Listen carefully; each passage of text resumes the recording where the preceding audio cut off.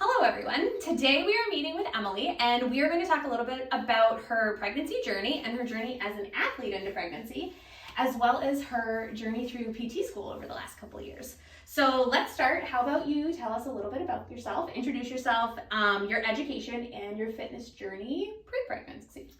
Okay, so I guess I'll start with my athletic journey. Cool. So I spent a bunch of years in teenage and early 20s on the U.S. kayak team. Awesome. And got to travel all over the world, did a lot of racing, and ultimately finished college here at Geneseo, and then moved to Richmond with my husband, where I started PT school.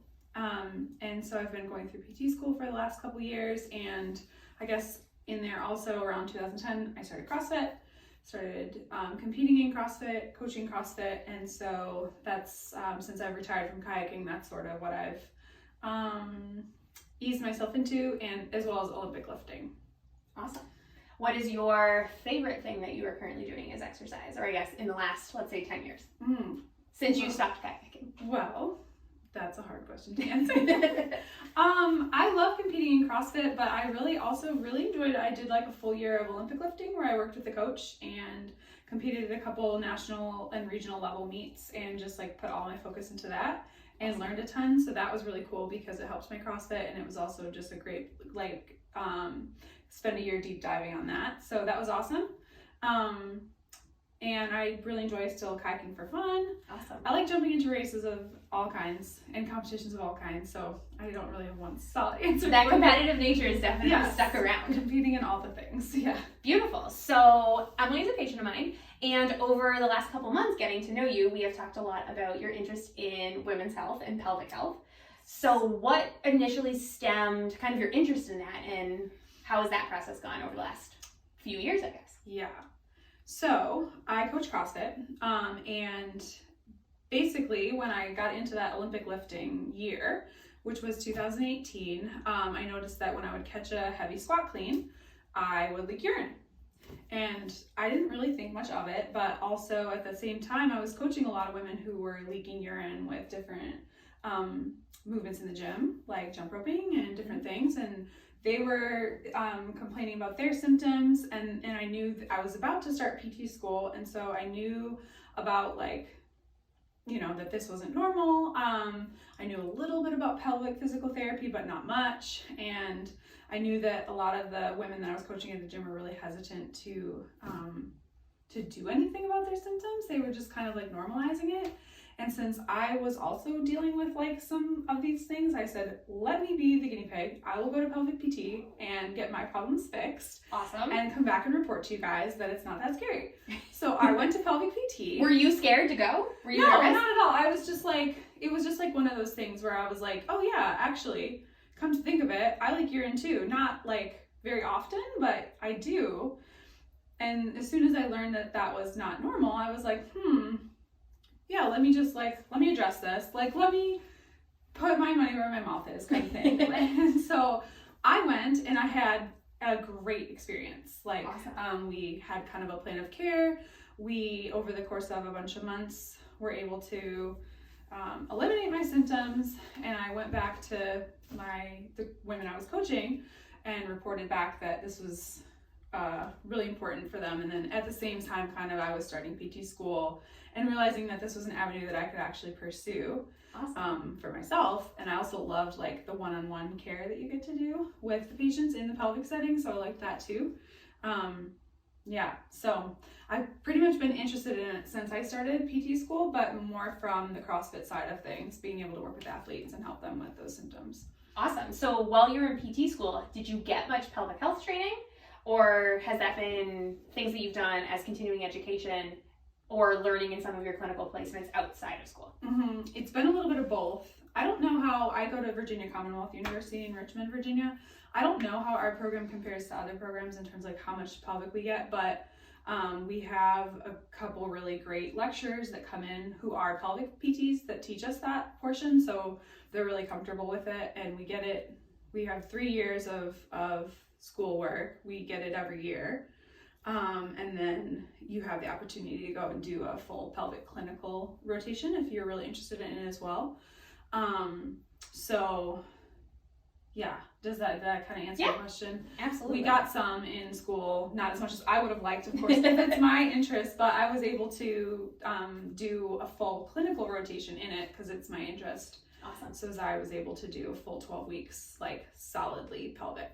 Beautiful. PT. Love it. So you and I both know that a lot of times early in pregnancy, a lot of weightlifters or CrossFit athletes do hit some PRs when they actually don't know they're pregnant. Did you happen to hit any PRs when you were early in your pregnancy, whether you didn't know you were pregnant or you had just found out?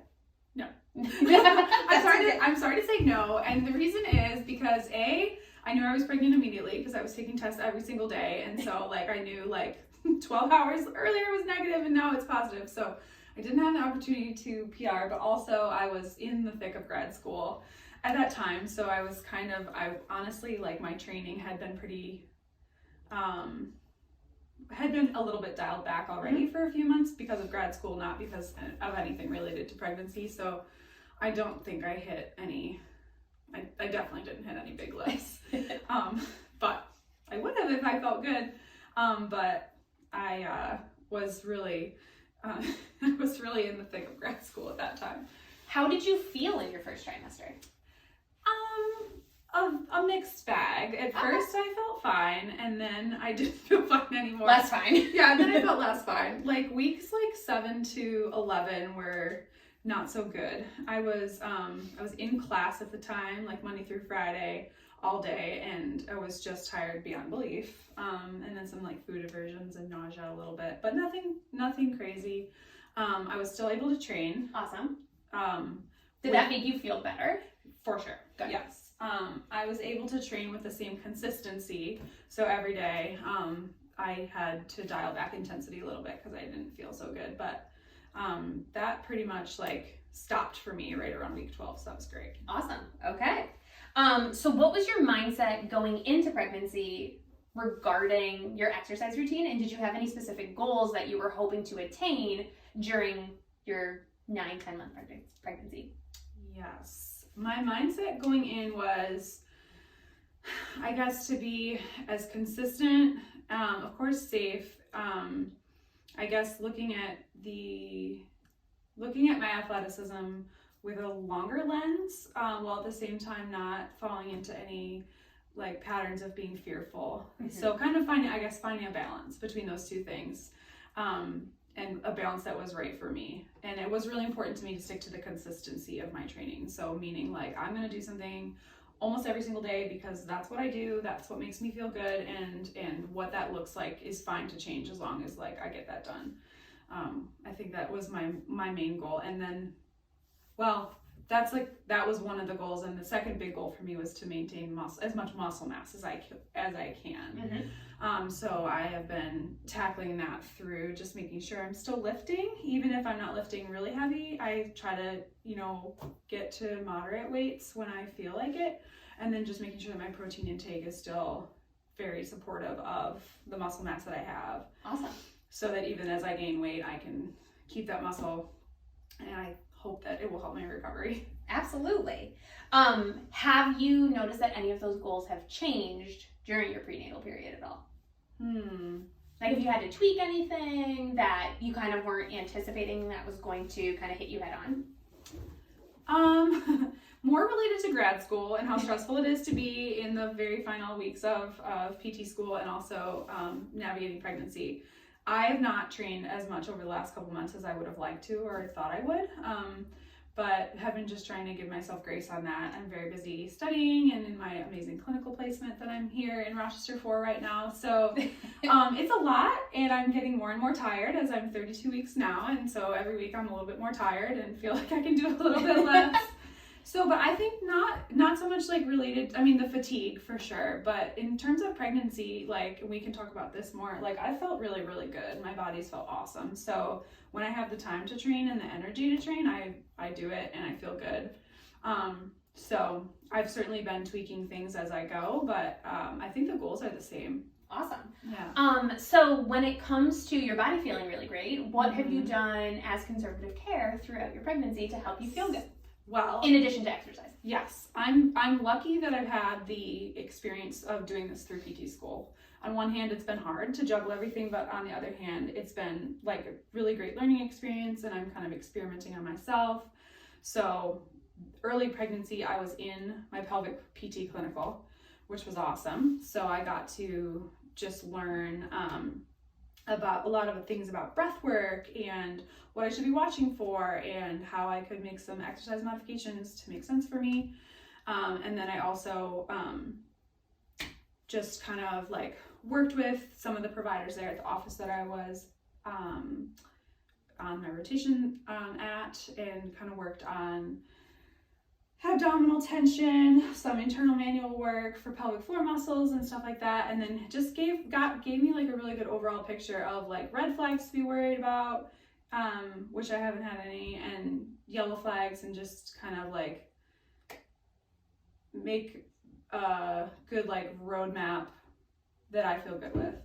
So that has been a really great foundation for me. And then I think I've been telling people it's the exercise, which we've already mentioned, and then of course like the conservative care that you've mentioned. So that's, for me, that's pelvic PT and chiropractic since I've been here. Yes, and also massage. So I just feel like there's no better time than now to be really, really proactive with like body work, if you want to call like that broad of PT, chiro, massage. So I've been making sure that, let's see, when did I get here? Week 24, I think. So I started seeing you every other week, starting week 24. And then I added in Andrea for massage on the off weeks. So that way every single week I'm seeing one of the two of you from week 24 to week 33. Awesome. Since I've been here. And before I got here, I was seeing my pelvic PT who's in Virginia. And so when I leave here, I'll pick back up with her, and we need to find me a chiropractor. Yes, in I can do Virginia. that. I will find you Virginia, one. because that's been great. And I think like that's just like, I don't have aches and pains yet, and part of that is luck, and part of that is I think I've stayed really well ahead of it. And I feel like I have this team around me to bounce things off of when I need to, and so then if anything came up, I just feel like, well, I have you, I have Andrea, I have Dr. Amanda in Richmond, and I have all these people around. So that kind of like, I guess I kind of framed it like an athlete mindset of like, well, okay, where's my care team? And to me, it's like, this is a really important time for my body to be in tip-top shape, just like it was when I was an athlete. So who are my care providers around me? Who's my team? Who's on my team? Right? So you're on my team. And so I've been feeling really good. And part of that is certainly a little bit of luck too. I know that, because like sometimes we can do everything right and still have pain or symptoms, but at least I can feel like I'm doing everything that I need to do.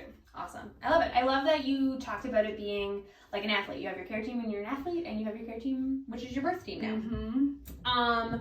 What was the first exercise that you felt like you had to modify during your pregnancy? Well, this is,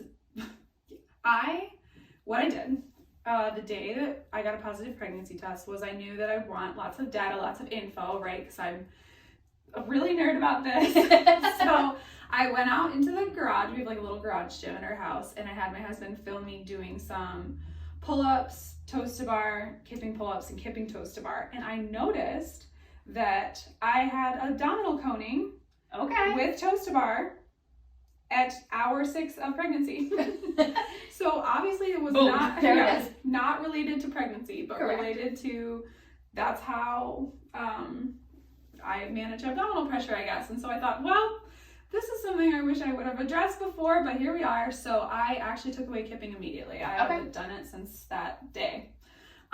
Just figured it's not serving me. I want to preserve muscle anyway, so why not keep all the movements, all my like overhead on the rig movements really strict. So I guess technically that's the first thing I modified, and then I didn't need to modify anything else for quite a while.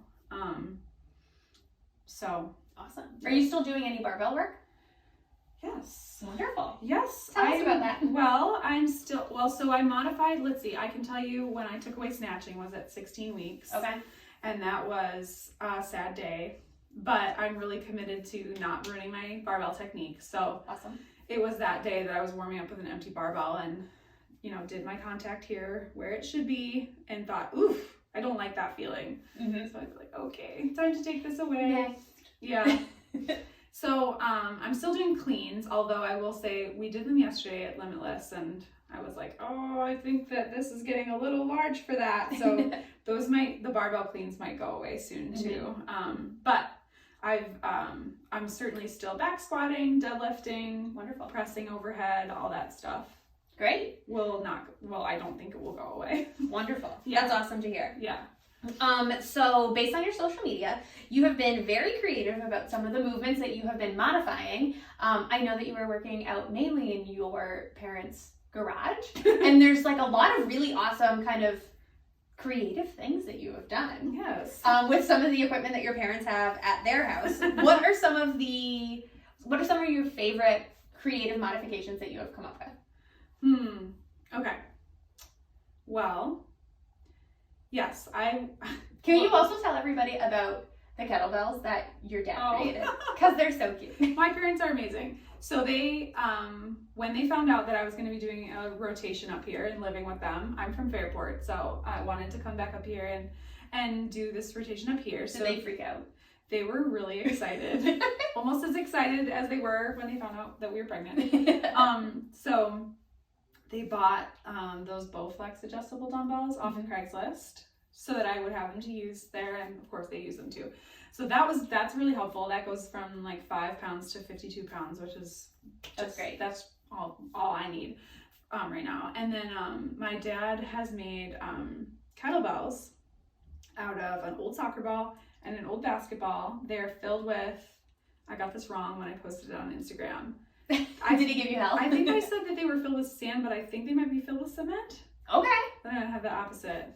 And then they have a PVC handle. And so, yeah, they're homemade. He says, why would you buy them when you can make them?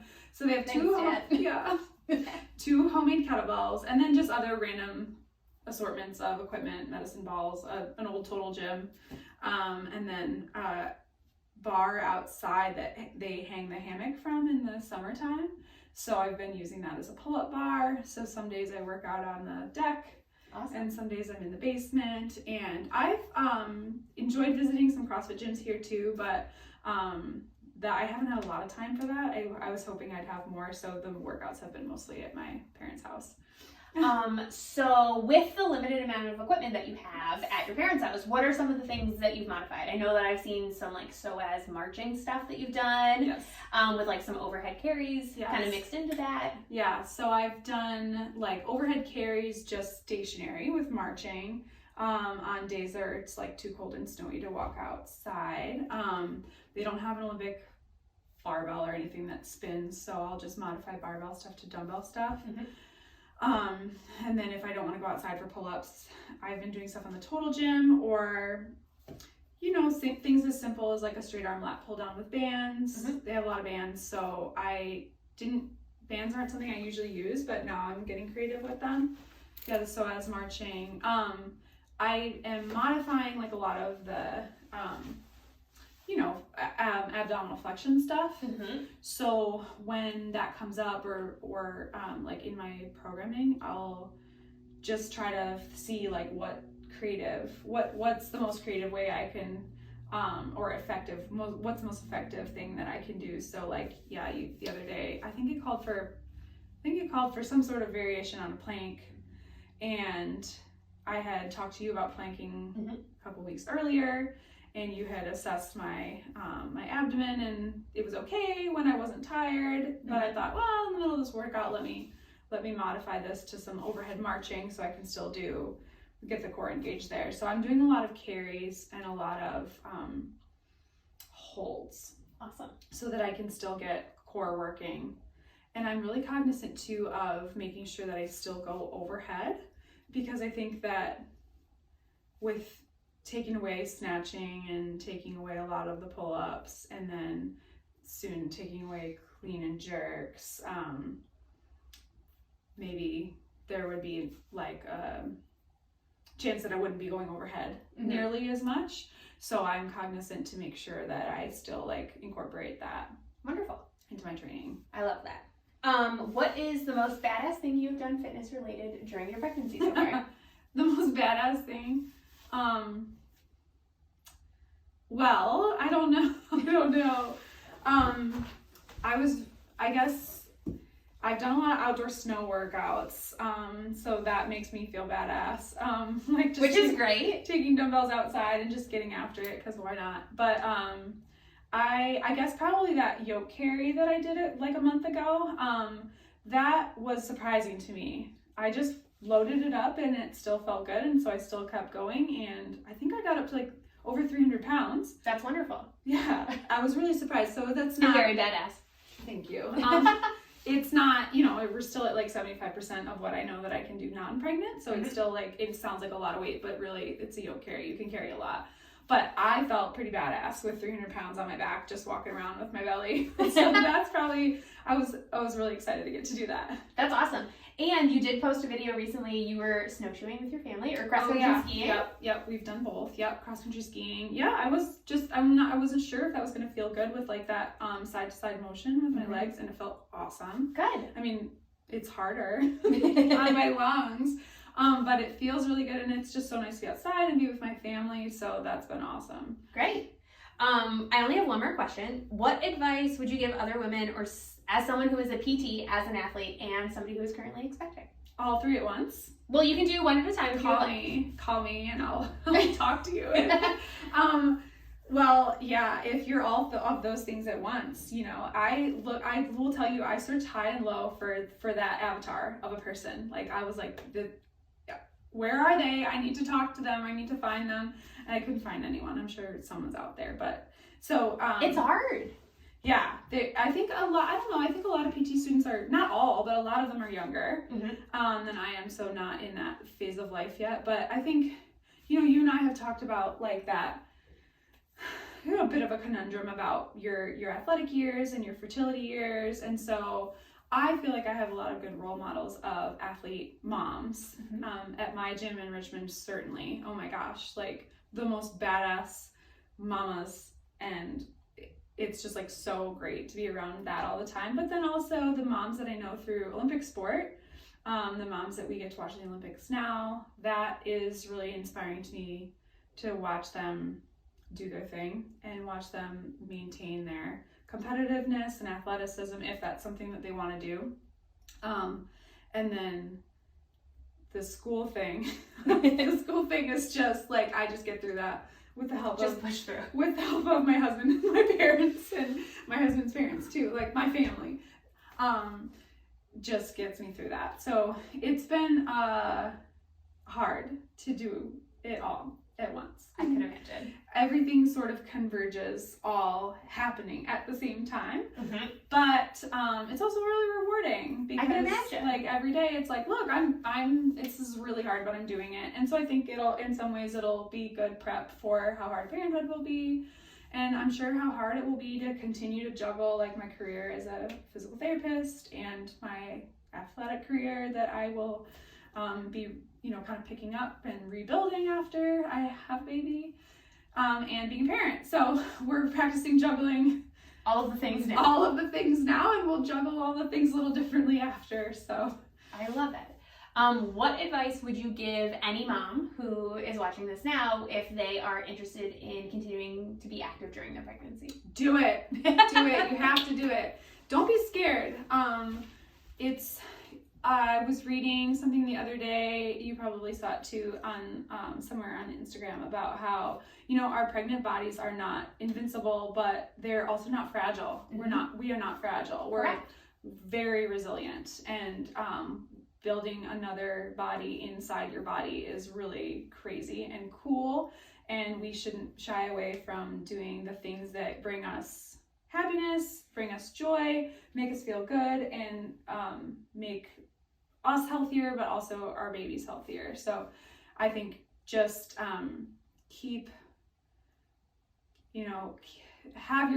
build your care team around you. It's not all just about listening to your body. It's good to have some people to bounce ideas off of and to talk things through with. But if you've got your team and you feel good, keep doing your thing.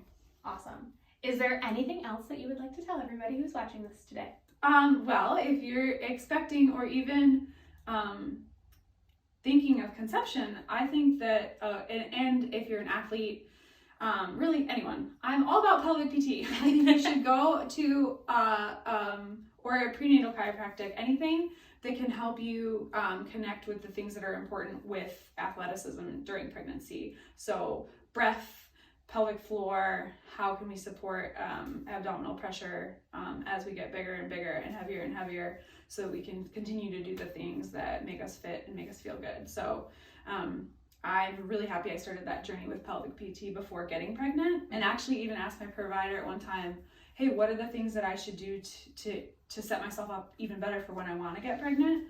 Having those kinds of conversations, and then just not waiting until something's wrong to go see your provider. So whether it's chiropractic or pelvic or acupuncture or whatever, just being really proactive about getting in to see them as soon as you find out that you're pregnant, so that you have that person in your corner to help just alleviate any concerns you have and make you feel good.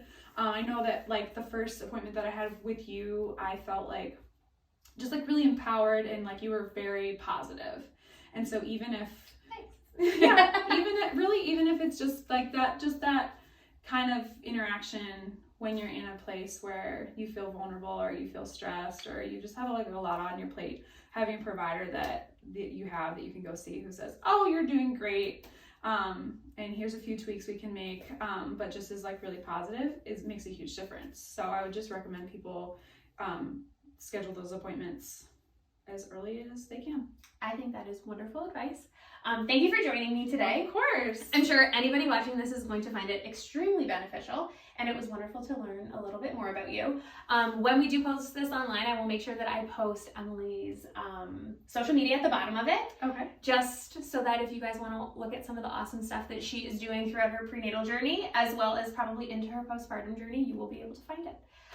Thank you so much, and we'll talk to you soon. Thank you. You're welcome.